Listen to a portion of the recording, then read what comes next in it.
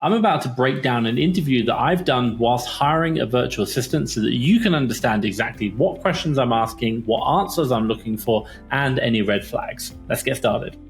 I've been working for over 20 years, so you can imagine how old I am. I'm already 41.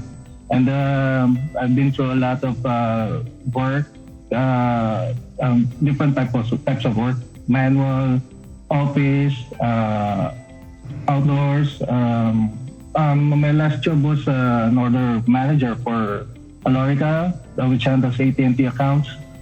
And I love to cook. I cook every day, breakfast, lunch, dinner. And I play the guitar in my free time. I love to read, especially mystery books like Stephen King, horror stories, anything like that. I also write horror stories, short stories, but in my native Tagalog. Do you know Tagalog? Yeah, it's in Tagalog. You're in Manila, the north. Yeah. That's it. I bike every day. Actually, I just came from my workout this morning. And that's it. If you'd like to know. And just talk me through, so I'm quite interested in your... Okay, so first of all, just kind of asked a very open question. And if you're ever doing any interviewing, you should always be asking open questions to start with and just see where they go.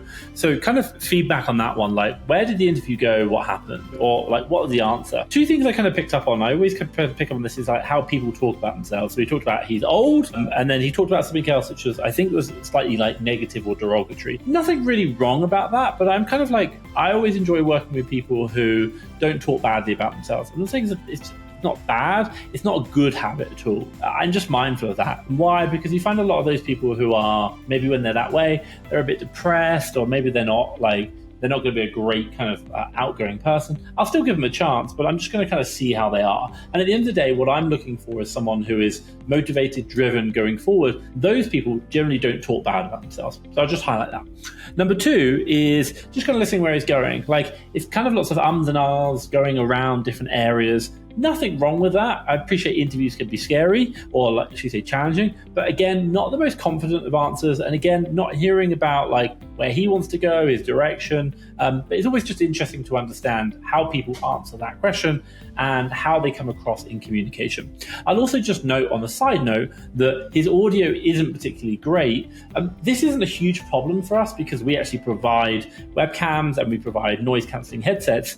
But again, it's just something to be mindful of. So if he said maybe he's done a lot of work from home, I'd be like, wow, your audio is really bad for someone who's maybe done a lot of work from home. So I'll just keep that in mind as we go through. SEO specialist home-based work. Was that full-time, part-time? I used to be full-time, but since I was getting good at it, it became part-time for me. Immediate red flag here. Let's just be crystal clear what he just said. He just said, it used to be full-time, but it became part-time because I became good at it. Now, what does this mean? It means that obviously when we employ someone, we're going to teach them, train them skills, and obviously they're going to bring value to the business. Now, we expect that person to get better at the role. And so therefore, the output they generate will increase. But what he said is the output remained the same, but the amount of work he had to do to generate that output reduced down dramatically. He didn't come back to his employer and say, hey, like, I can do more. Like, I'm looking for people in my business who put their hand up and say, I want to do more. And this guy is showing me evidence straight away. He's not doing that. That's an immediate red flag, something that I'd be like, I'm not particularly happy with that response. Let's carry on. So I can do side jobs aside from that work. Well, and they would consider that full-time, is that right? He considers it full-time, but it's a part-time job for me because it's easy.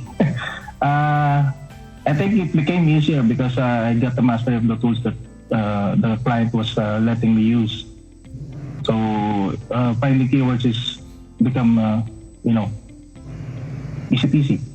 And then I don't know if you picked up on it, but at the very beginning, just that after I last spoke, he said then I could do a side job or a side hustle. So again, he's now showing evidence that he'll work 2 jobs when obviously he's employed full-time with me. Now, for example, in my business, we don't allow our staff to work multiple jobs. They're all employed full-time through us. It's in the contract that you can only work 1 job. And we have let people go because of that. So for me, I'm always looking for evidence of people who are working multiple jobs, maybe against the wishes of their previous employers, as a red flag for a reason to say no.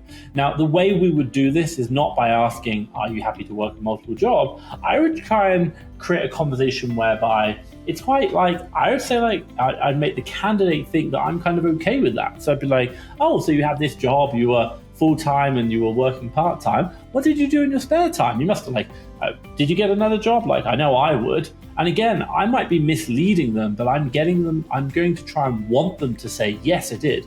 Now that immediately for me, be like, no, I'm not interested.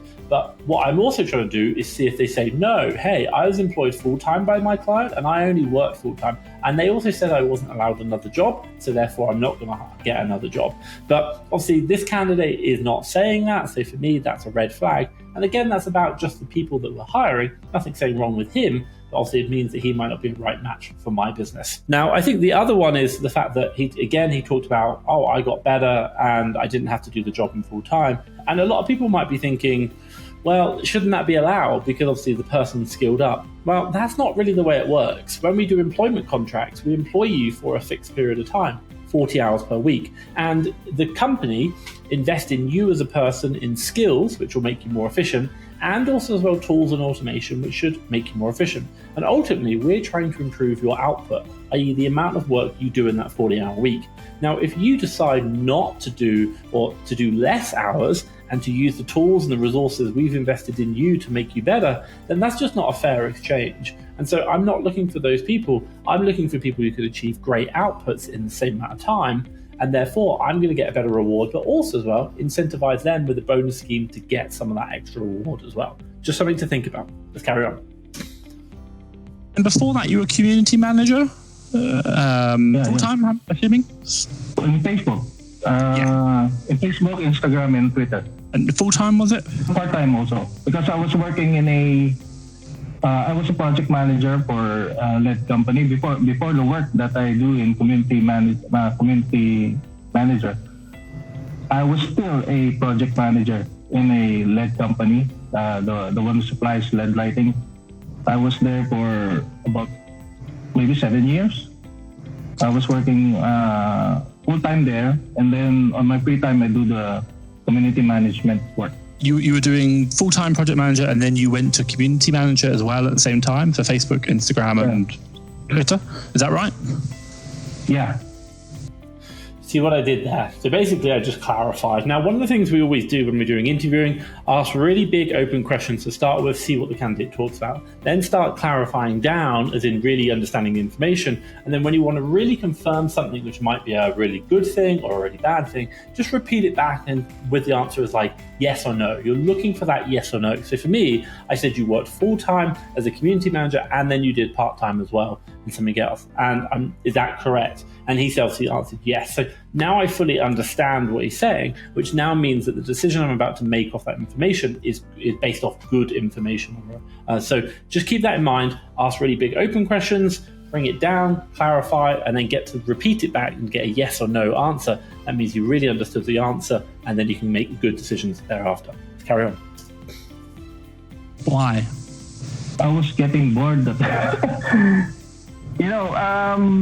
My work there was project-based. So at the latter part of the years, we got a lot of competition, and projects were 1 or 2 projects in a year. But it's a huge project. Sometimes it's a shopping mall or a warehouse. But sometimes it's 1, 2, 3 projects per year. That's not enough for me because I easily get bored when I'm not doing anything. So my friend from grade school, we had a reunion one time, and then she asked me to, hey, can you do social media work? I said, oh, what do I do there? Put on some witty things and we'll post it. Okay, let me try. So I was there for part-time. So you left project managing and then you went to you were doing Facebook and SEO specialist Amazon at the same time, or how did it work? Because obviously you don't have months, you're just giving me years on your CV. It's quite hard to understand what's going on. So one thing I'll say here is obviously I'm going through the CV, and one of the tactics that I use as part of an interviewing process is to obviously ask open questions, tell me a little bit about yourself, and then I go through the CV history. And what I'm specifically looking for is like, when did you start? When did you end? Why that job? And why did you leave? And when I see on a CV just lists of jobs with no specific dates, months I'm okay with, but just years, I'm like, no. Like, generally it means red flags. You're trying to hide information. So I will drill into like, tell me the month, tell me this, tell me that. And what I'm really looking for is I'm trying to look for gaps, because gaps basically show problems. And like, then you can ask questions around this, like, hey, why did you have 6 months out? What happened? Why did you quit that job and like then take 6 months out? Like, what was it about that job, or was there something else? Again, all of these just ask questions. And when I'm thinking about interviewing, what I'm really thinking about is I'm trying to find reasons why this person won't be right. Now, it's not to say that this person's a bad person or that I don't like them. It's not at all. It's to say I'm looking for a great candidate. And when I go through their CV, if I can understand every single job that they've done, like why they took that job, why they left that job, because we all leave jobs, that's fine. But if it makes logical sense to me and I understand them, and they sound like a rational person and I can see their career progression, then I'm going to understand how this job they're applying for with me works in their career and works in developing their career going forward in the future. Because ultimately, I'm looking for a great employee who not only is going to add massive value to my company, but also wants to be at my company. And I know that even if I put challenges in their way, this is going to be a good stepping stone for them, and it just works. So I've got to go through and understand the history, and I've got to look for reasons why that history is telling me that this might not be a good move. So hence why I'm asking all these questions and digging through that CV. Let's carry on. I stopped being a project manager 2017 September. So I did give my boss enough time that I told him that I'm leaving the company. There's not enough projects. So he's okay with it because he's getting a few people coming in, and then he let me go. So while I was doing the project management, I was doing the community, Facebook community manager on my free time when I'm at home. So after that, I went full-time into, not really full-time, because I have some consultation projects on the side, because I used to be a project manager for a construction company. So this is an electrical construction company.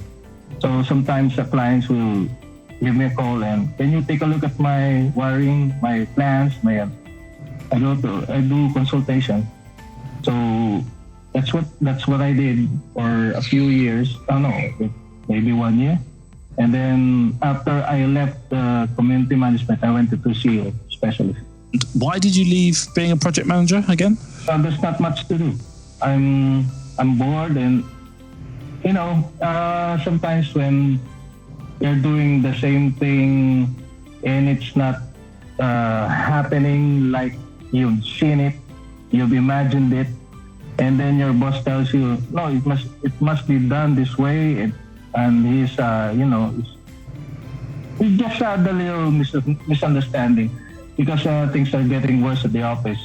And I told him, maybe you should get another person to do this job and do that job, because I'm doing a lot of job, but as the years went by, my satisfaction is getting lower and lower, going down. So you left that, and then you went to doing Facebook, and then you left, and then you were probably consulting on the side whilst working full-time-ish at Facebook, not Facebook, but obviously community manager.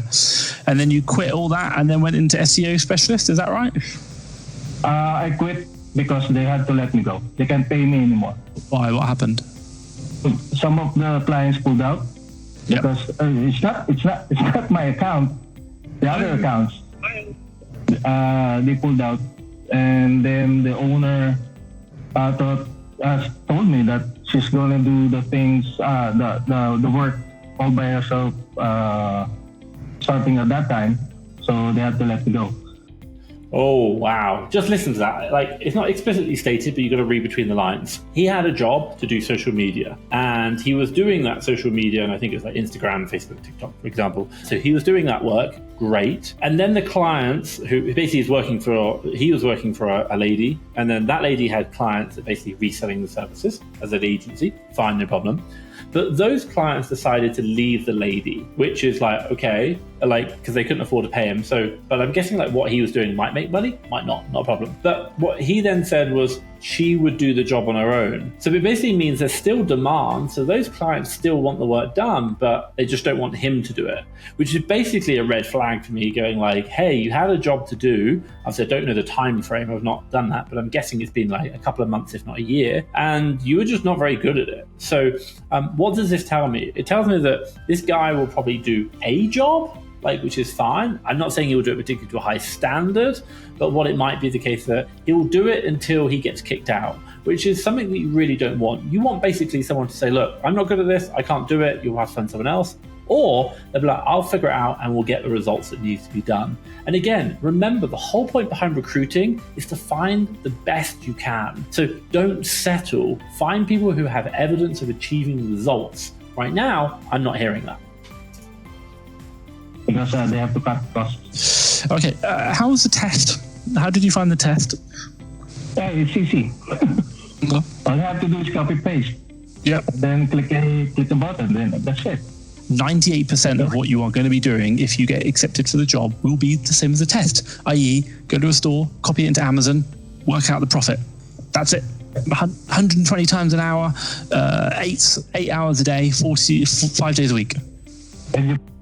I just kind of add there, a lot of people when they do interviewing, they upsell the role. They say how great it is, how amazing it is to work for them. I try and do the opposite. I try and make people think that this is like a horrible job. Like, not horrible, but the idea is that I'm not going to try and blow it up. I want them to come in and expect it's going to be hard work. I will really try and be honest with them. I'll tell them that, like, in time, you'll really enjoy it. Like, we have lots of great opportunities, but I want to be clear. I have really high standards and I expect those high standards to be done. Why? I've just found over the years that good people expect to work hard. Good people expect it to be a challenge. If it wasn't a challenge, why are you hiring someone? The bad people, the people who you shouldn't hire, the moment you tell them it's going to be a challenge, it's going to be hard, you can immediately see from their facial expressions, they're like, I don't want to do this. So that's what you're looking for. You're looking for how do they react when you tell it's horrible? Because if they're not really interested, they'll be like, no, thanks. Or they'll be like, yeah, okay, I can do it. But you can just tell that they're not interested. So top tip, don't oversell the role. If anything, undersell it. The point is, I'm going to get bored? Yes. No, I don't think so, because that's a lot of work to do. Sometimes you have to lower down your expectation and your pride and your some kind of self-esteem for the self-esteem and take on another job which entails you to do something that you think is easy for you. But I'm not, I know what you're going to. I know what you're driving at. You're thinking that I after 2 months, 3 months, I'll leave because I get bored. If you're gonna give me another type of job, I would be interested too. So if I be honest. Well, just before I jump in there, what's interesting is if you give me another type of job, I'd be interested too. I was like, well, you've applied for this job and now you're asking about another one? Not the best.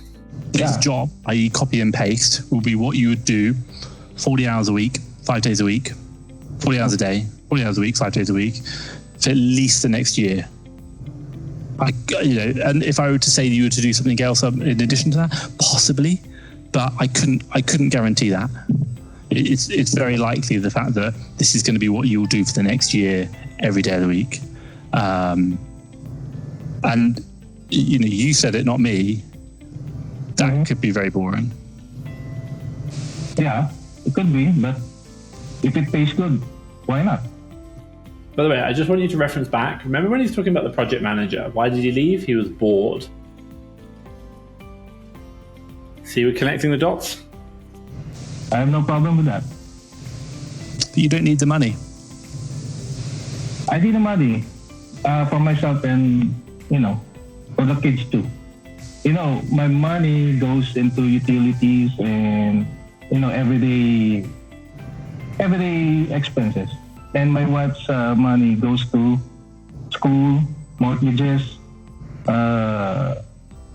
some other bigger things, savings, just like that. So if I don't earn at least 10,000 a month, she will shoulder the utilities in the house, everyday expenses, food, and other things that should be spent inside the house. So that's my participation in our relationship. I do the money, I earn the money for the house, she earns the money for everything else. Any questions for me? Question is, what products are...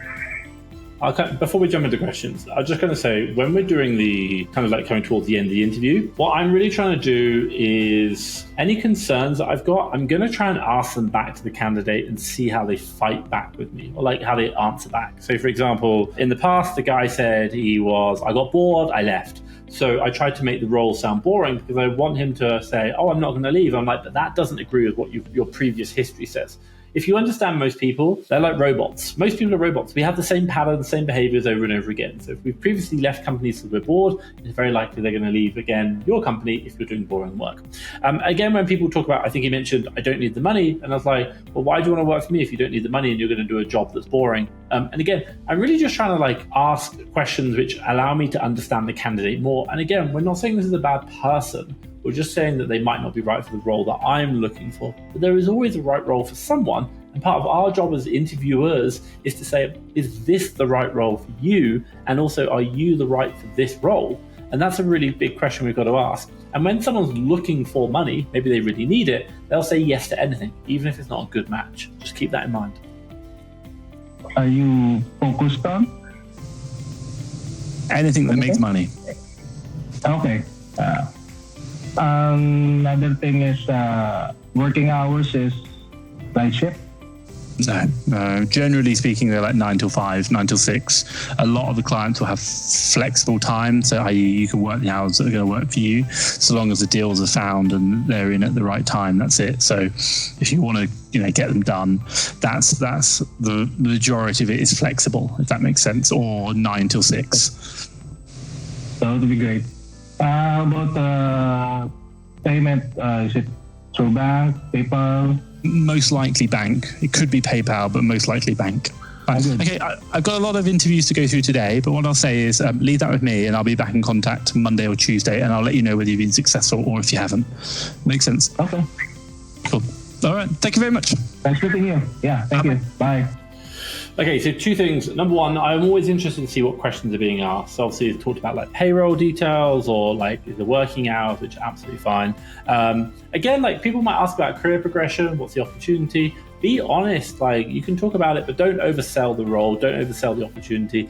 You want them to make an informed decision, because if you say there's lots of career progression and then they start, 3 months later they realize that was a lie, they might not stay with you. So you've just wasted 3 months of your time. So be really honest about it, but also questions are quite interesting. So that's good. And then number two is I always wrap it up and I always say thank you very much. And I also tell them when I'm going to get back to them. That's really, really important, because you never know that this candidate might not be great, but you might have another role in future that they apply for, and then obviously that's great. They had a great time with you, or they have a friend and they recommend their friend to one of your roles. That's the thing that you're looking for. So even if the candidate's not right, also just they're still a human being. Treat them really, really well and let them know also if they haven't got the job. You don't have to explain why. Just say thank you very much for your time. Unfortunately, we decided not to progress your application. That's it. So simple. Let's see my wrap up. Okay, interesting conversation there with that VA. Now, what are my thoughts? So, quite simply, if I put it in perspective, I was drilling.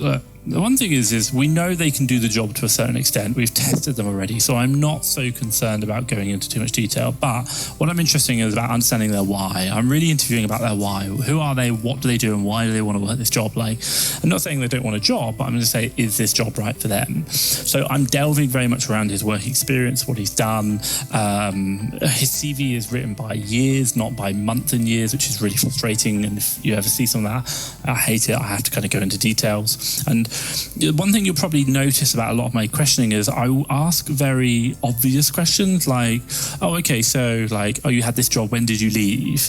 And I'm kind of trying to see what they say. Like, do they say what their CV tells me, or are they saying something different? And if they tell me something different, then I'm going to dig into more of that, because interesting enough, people hide things with CVs. They don't tell exact responses. So if like the CV says, oh, March 2018, and they say, oh, I left in 2017, something's not right there. There's something like they've left earlier, and I'm like, why? What's going on? Now, it might be they've just tweaked the dates, but I'm looking for inconsistencies, anomalies, because generally those little white lies are trying to hide something, and I'm trying to get into what they are.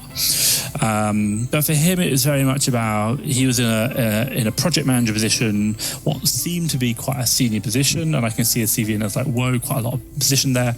And then he went into like doing Facebook online. I can kind of understand, but it was at the same time.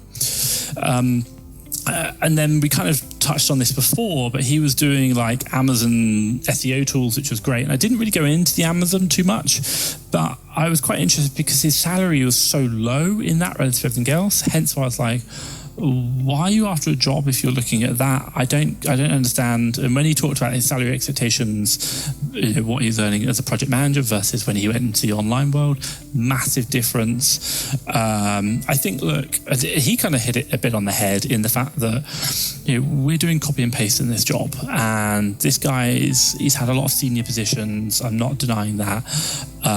He's worked remotely, he's done remote work, which is fine, but I've always seen like he's gone and got other jobs, and my concern would be that he would come into this, he'd get bored, it probably might not be what he's looking for, he'd then go get another job and he wouldn't stay.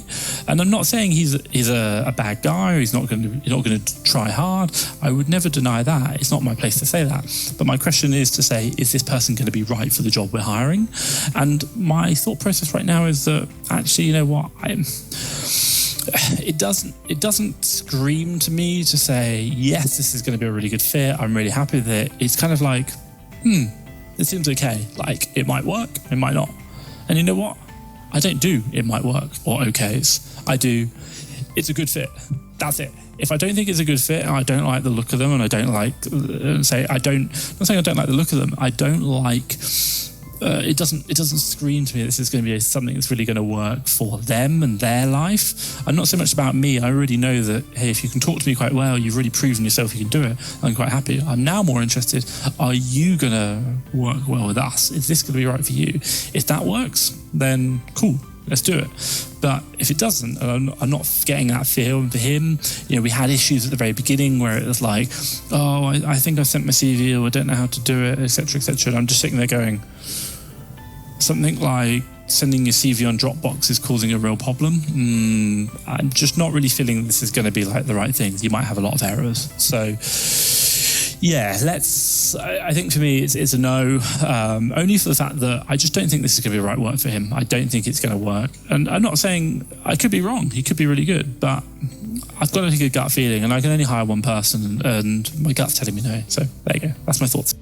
Cool, I'll end that one there. So two things. Number one, I always record calls, really important, all my interviews. And part of that, I also, at the end of them, I summarize the thoughts. Because, and I'll do each interview as like 30 minutes, so 25 minutes of interview and then 5 minutes of summarizing. And the reason why I do this is because a lot of the times you just can't remember, so it's good to watch back. But if you can summarize, it's really, really helpful. Top tip for you, if you transcribe it into ChatGPT while you're recording that 5-minute summary, you can have a written note as well. Changes the game, really, really important. And then the second one I'll just say is like, I said it here, if it's not a hell yeah, it's a no. That's it. We're looking for people who are going to be great. We're not looking for okay staff members. Our job when we're hiring is to find rock stars. It's got to be like, this works. I can see your career progression. I can see where you're going. This is a great stepping stone. Like, I understand why you want this job, and I understand why we want you as well. Let's make it happen. Like, I'm excited. That's what you're looking for. There was no excitement. Not a problem.